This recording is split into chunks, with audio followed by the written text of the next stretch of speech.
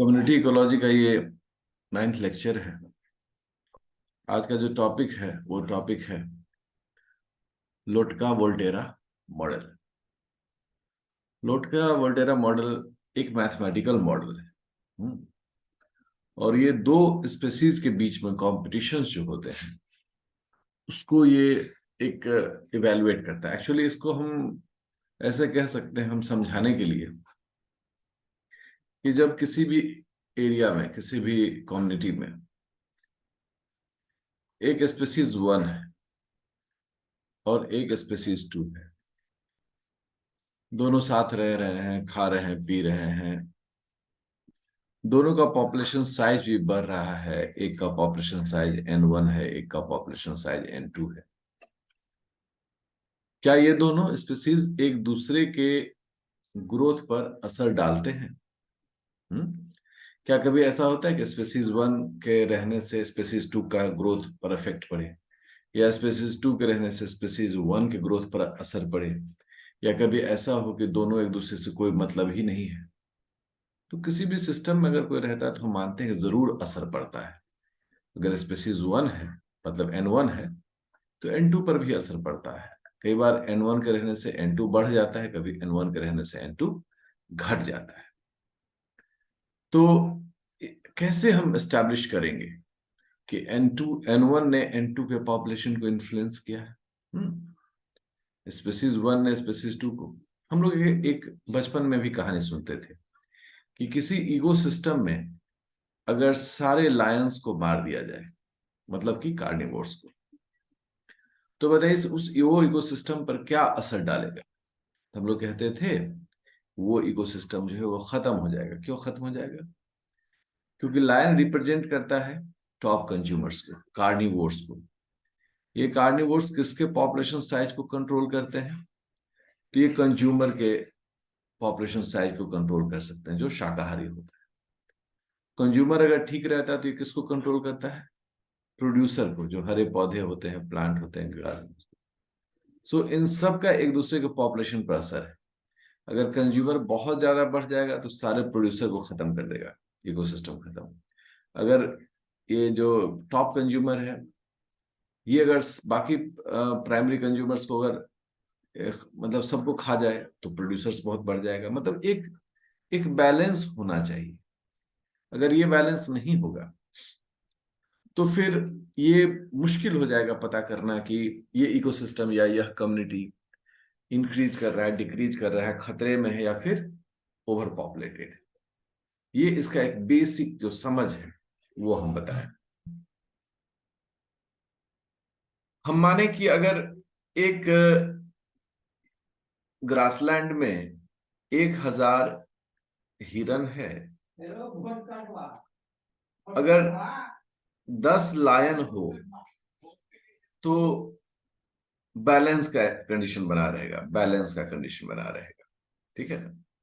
1000 हिरन हो, 10 लायन हो, तो बैलेंस का कंडीशन हम मान लेते हैं कि ये जो है ना, इसमें पॉपुलेशन ग्रोथ किसी का नहीं होगा। लेकिन अगर एक लायन हो जाए तो ये स्पेसीज जो है ये बहुत तेजी से बढ़ेगा। ठीक है? या 1 लाख डियर हो जाए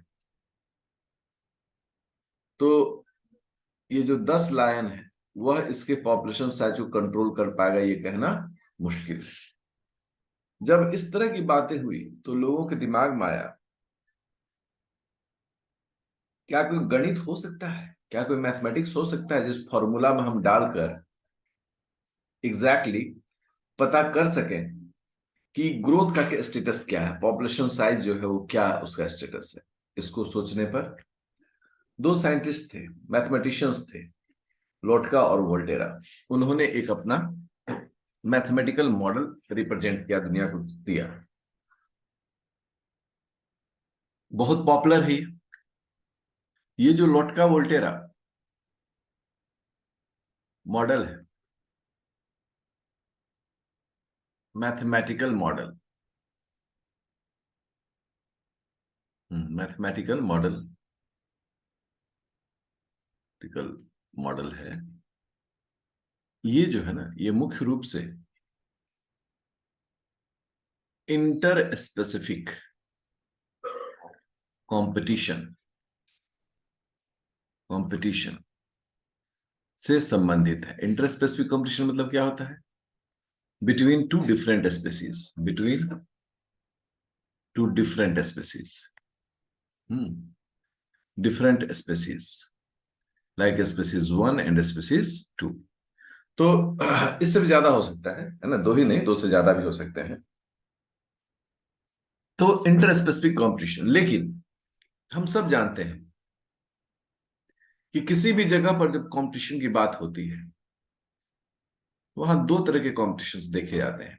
एक between the individuals of same species, और एक between the species of different species. जब आपस में ही कोई कंपटीशन हो रहा है, हम सब इसे कहते हैं इंट्रा स्पेसिफिक कंपटीशन। होएगा ही, फूड के लिए, स्पेस के लिए, मेटिंग के लिए इंट्रा स्पेसिफिक कंपटीशन। और जब दो अलग अलग स्पेसीज के बीच में ये कंपटीशन हो, we all know it interspecific competition. Interspecific competition अपने में भी कंपटीशन जरूरी है, क्योंकि कैरिंग कैपेसिटी लिमिटेड है, तो आपको उसी अंदर अंदर में काम करना है। अगर एक आदमी को एक रोटी खाना है, 10 ही रोटियां हैं, तो मैक्सिमम 10 ही हम लोग कह सकते हैं, हो सकता है। तो इंटर स्पेसिफिक कंपटीशन को ये मुख्य रूप से मैथमेटिकली बताता है, लेकिन इसके साथ इंट्रा स्पेसिफिक कंपटीशन भी डील होता है। तो इसको हम डिफाइन जब करते हैं लोटका वोल्टेरा मॉडल को, तो हम लोग कहते हैं a mathematical model. A mathematical model एक ऐसा मैथमेटिकल मॉडल जो रिप्रेजेंट करता है, representing, a mathematical model representing the interaction between two, अब देखो बड़ा इंपॉर्टेंट हो गया, कॉम्पिटिटिंग स्पेसीज।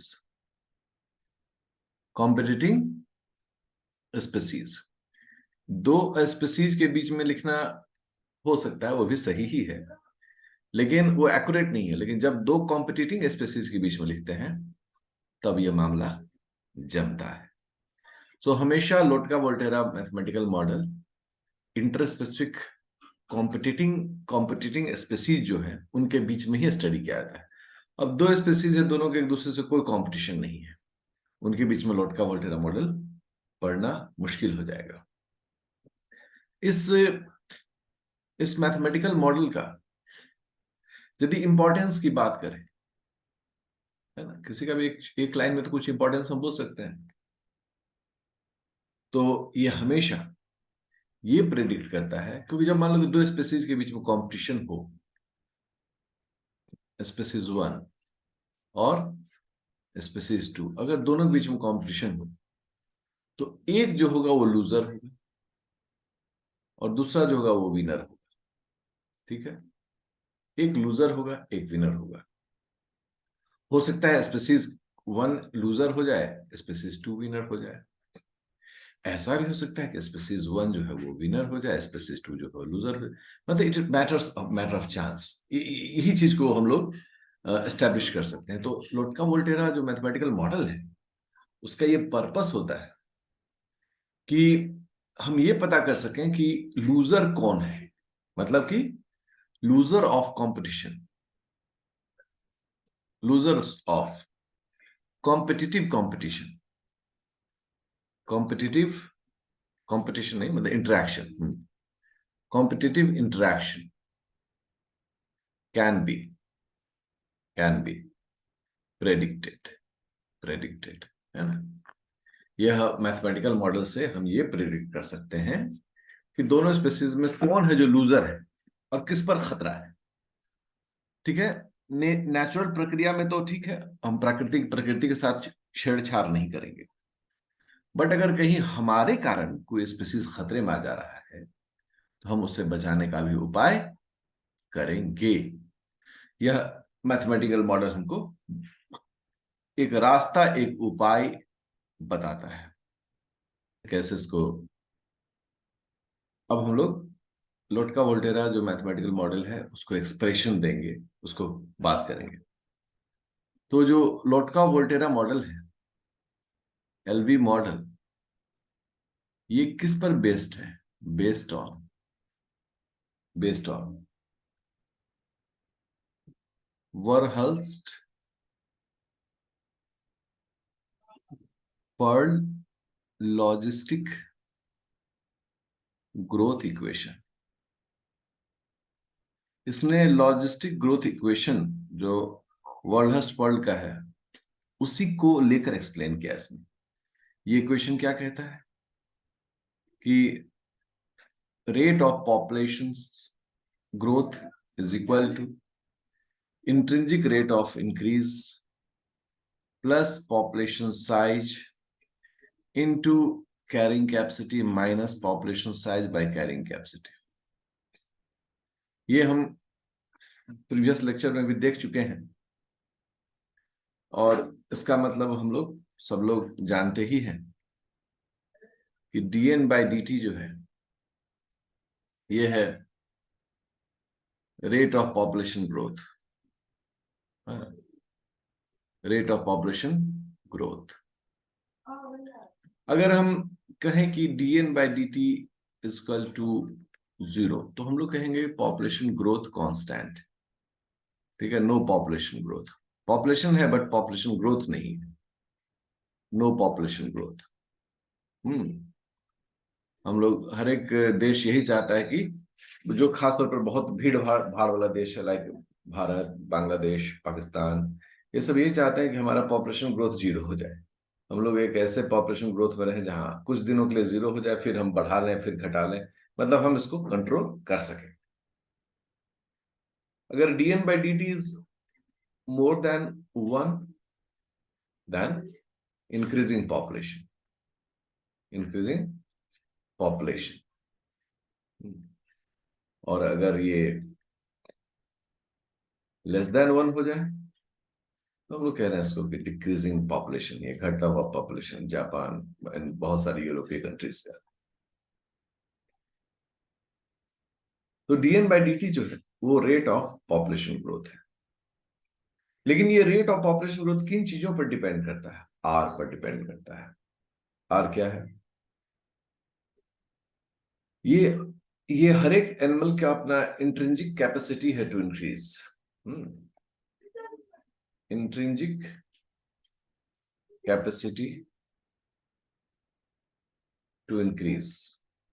ठीक है, जैसे मान लो कि एक मॉस्क्यूटो है, वो अगर 100 एग्स पर डे दे रहा है तो ये हर दिन 100 की संख्या में अपने आप को बढ़ाने की क्षमता रखता है। वहीं अगर कोई एक्स एनिमल है, वो 1 एग इन ईयर दे रहा है, एक साल में एक अंडे दे रहा है, इसका मतलब मतलब इंट्रिंसिक कैपेसिटी इंक्रीज करने का बहुत कम है, मतलब ज्यादा आरामदायक है। ठीक है, तो ये एक बेसिक डेफिनेशन है जिसको हम लोग समझते हैं। वहीं पर dN/dt एन पर भी डिपेंड करती है। एन जो है वो पॉपुलेशन साइज है, पॉपुलेशन साइज। इसके अलावा ये के पर डिपेंड करता है। के क्या है? कैरिंग कैपेसिटी है। कैरिंग कैपेसिटी किस पर डिपेंड करता है? रहने के लिए कितना बड़ा एरिया है, खाना पीना कितना है ना, मेटिंग का चांस कितना है, ये सब पर डिपेंड करता है। अर्थात dN/dt मुख्य रूप से इन्हीं तीनों फैक्टर पर डिपेंड करता है। तो ये हमेशा, इस फॉर्मूला को तो समझो कि हमेशा दिमाग में रख के चलना है। कि ये फॉर्मूला कैसे है, और इसके लिए जरूरी है कि आप सभी विद्यार्थी समय समय पर इसका रिवीजन करें। अब विषय को हम बढ़ाते हैं। हम कुछ परिकल्पना करते हैं। कैसे परिकल्पना करते हैं? पहली जो परिकल्पना है हमारी, वो परिकल्पना है कि जब कोई स्पीसीज अकेले रह रहा हो, दूसरी परिकल्पना है कोई स्पीसीज साथ साथ रह रहा हो। और तीसरी परिकल्पना है कि जब दोनों स्पीसीज का एक दोनों से कोई लेना देना नहीं, 1 to 1 हम लोग इसको डिस्कस करते हैं, और एक एक के लिए अलग अलग फॉर्मूला, अलग अलग कॉन्सेप्ट पर बात हम लोग करेंगे। ठीक है, सबसे पहला इक्वेशन जो है,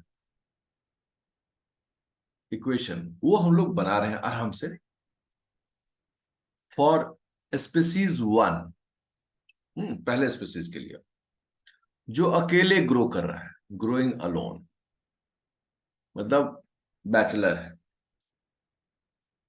बैचलर है तो फिर झंझट क्या है, dn1, यहां 1 किसको रिप्रेजेंट कर रहा है, स्पीसीज 1 को, by D T equal to इसकी इंट्रिंसिक कैपेसिटी, इसका पॉपुलेशन साइज, इसकी कैरिंग कैपेसिटी, इसका पॉपुलेशन साइज, इसकी कैरिंग कैपेसिटी, सब में 1 लगा दिए, बल्ले बल्ले हो गया। तो मतलब सामान्य इक्वेशन हो गया ये, है ना। अगर स्पीसीज यही हो जाए equation, equation for species 2 growing alone, है ना, अकेले वो ग्रो कर रहा है। अब है इक्वेशन फॉर स्पीसीज 1, स्पीसीज 1 का इक्वेशन निकालना है in the presence of, in the presence of competing, कौन कॉम्पिटिटिंग, स्पीसीज 2, किस स्पीसीज का इसका कॉम्पिटिशन है, स्पीसीज 2 के साथ। अब जब यह इक्वेशन निकालना है तो इसका मतलब है कि हमको मुख्य रूप से अपने स्पीसीज 1 के ग्रोथ को कैलकुलेट करना है, किसके परिप्रेक्ष्य में, स्पीसीज 2 के परिप्रेक्ष्य में। तो हमारा फॉर्मूला हो गया dn1 by dt equal to rn r1 n1, bracket में k1 माइनस n1, यहां तक था। लेकिन अब चूंकि स्पीसीज 2 भी है तो एक मैथमेटिकल कोफिशिएंट, इसकी चर्चा करेंगे, 1 to n2 by k1, ये हम लोग समझ चुके हैं। Rate of change in population size of species 1, ये भी हम लोग जान गए हैं। Intrinsic capacity to increase of species 1, population size of species 1, carrying capacity of species 1, population size of species 1, carrying capacity of species 2 1, population size of species 2। यहां तक तो हम सब लोग आदम आराम से, जैसे हम बताते हैं वैसे ही आपको इक्वेशन के साथ अपनी दोस्ती को बनाना है। अब ये जो है मुआ अल्फा 1 2, ये कौन है, इसके बारे में हम लोग जानकारी लेते हैं। अल्फा जो है यहां पर एक मैथमेटिकल एक्सप्रेशन है। अल्फा जो है उसको एक मैथमेटिकल एक्सप्रेशन में हम लोग क्या मानते हैं, कांस्टेंट। इसको बोलते हैं, अल्फा को बोलते हैं a competition constant.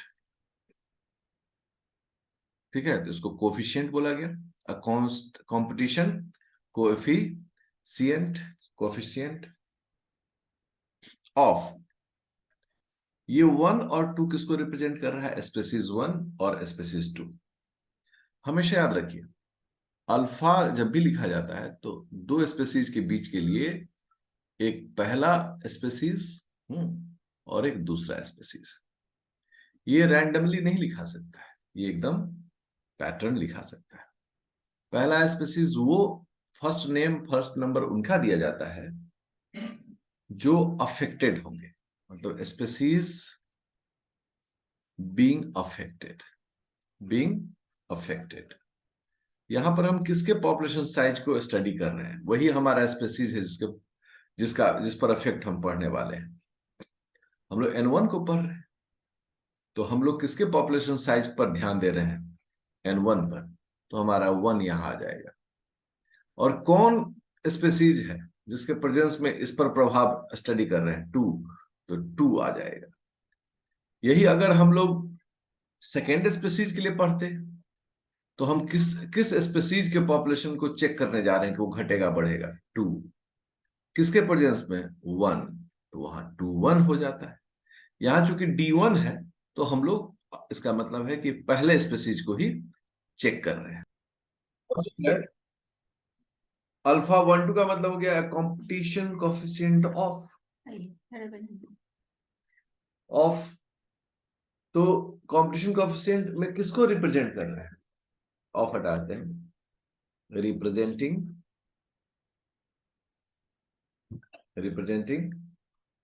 The effect of one individual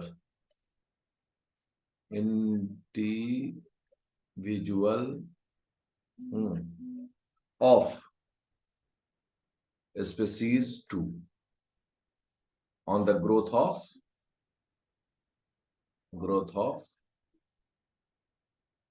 species 1। हमेशा याद रखेंगे, जब हम 1 के लिए, स्पीसीज 1 के लिए ये बात करेंगे तो हम हमेशा किसका प्रभाव किस पर देखेंगे? N2 का प्रभाव N1 पर देखेंगे, हमेशा स्पीसीज 1 पर देखेंगे।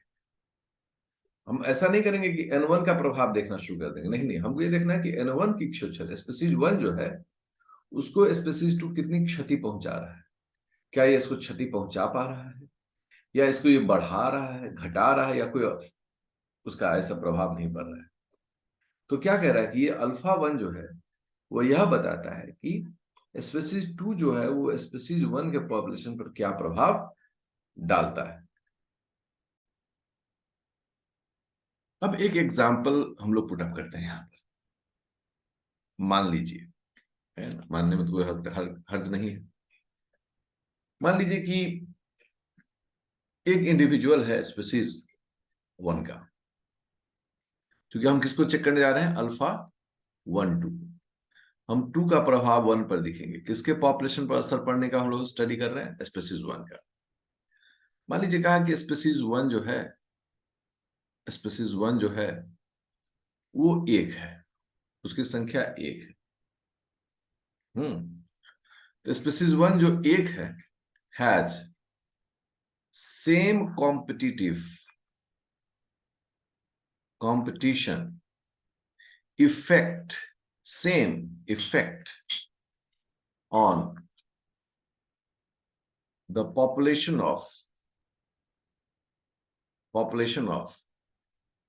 10 individuals of species 2। मतलब हम क्या कह सकते हैं कि स्पीसीज 2 जो है वो 10 है। अर्थात स्पीसीज 1 यदि 1 है और स्पीसीज 2 अगर 10 है तो कॉम्पिटिटिव इफेक्ट सेम होगा।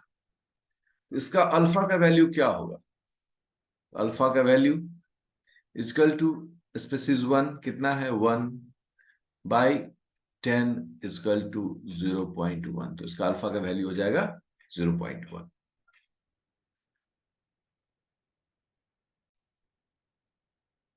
कहते हैं अगर अल्फा 1 2 इज लेस देन 1, अगर ये 1 से कम हो, इसका क्या मतलब होता है? अगर ऐसा वैल्यू, इसका मतलब क्या है? 1 से कम है, इसका मतलब है कि 2 जो है, मतलब कैसे हम लोग बनाए थे अभी जस्ट फॉर्मूला, ये स्पीसीज 1 जो है वो 1 है, स्पीसीज 2 जो है वो 10 है, और इन दोनों के बीच जो है ना वो सेम, मतलब कंपटीशन लेवल है। तो अल्फा 1 2 का वैल्यू क्या था? 0.1, मतलब 1 से कम है। इसका मतलब होता है कि the effect of species 2 on species 1 is less than the effect of individuals of species 1, than the effect of competition between the individuals of species one. अब देखो ये कितना बढ़िया से समझाता है। Effect of species two, effect of species one, ये क्या दो दो स्पेसीज के बीच में हो गया, ये हो गया इंटर स्पेसिफिक इंटरैक्शन, ठीक है। और ये हो गया effect of competition between individual of species one, ये क्या हो गया, इंट्रा स्पेसिफिक कंपटीशन, ठीक है।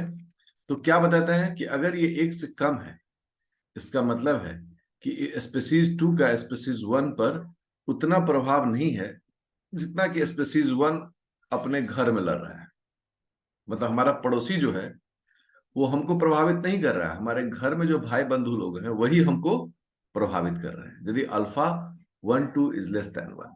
अब यहीं पर आता है दूसरा, if alpha 1 2 is more than 1, ले लीजिए भाई, मोर देन 1 का मतलब क्या हो गया, स्पेसीज 1 अगर 10 है, स्पेसीज 2 अगर 15 है, तो अल्फा का वैल्यू हो जाएगा, ना ना 15 नहीं करते हैं, 5 करते हैं, हाँ, 10/5 इज इक्वल टू 2, मतलब ये वैल्यू 1 से ज्यादा हो गया।